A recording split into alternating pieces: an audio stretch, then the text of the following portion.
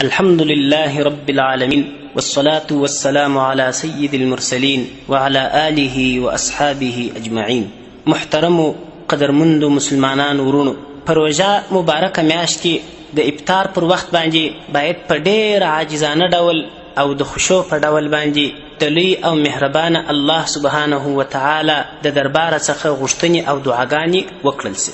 ځکه حدیث شریف کې راځي، رسول اکرم صلی الله علیه وسلم فرمایي: ان لله عند كل فطر عتقاء وذلك في كل ليلة. رواه ابن ماجه. رسول اکرم صلی الله علیه وسلم فرمایي چې یقینا الله سبحانه وتعالی لره په وخت د هر افطار کې د روژې داسې کسان وي چې د جهنم د اور څخه د هغوی د ازادۍ پریکړه کیږي او دغه سلسله په هره شپه کې جاري وي. د دې څخه دا څرګندیږي چې افطار په مهال باندې انسان د الله سبحانه وتعالی د رحمتونو مستحق ګرځي او د الله سبحانه وتعالی د هغه فهرست څخه چې هغه مجرمین وي او د جهنم لایق کسان وي د هغوی څخه دی آزاد کړه کیږي. نو درنو محترمو قدرمندو مسلمانانو ورونو، د دغه وخت څخه د افطار د وخت څخه په استفاده باید د زړه په توجه باندې په کامل اخلاص باندې په ډېره تواضع او عاجزي باندې په ښه خشوع باندې د لوی الله سبحانه وتعالی څخه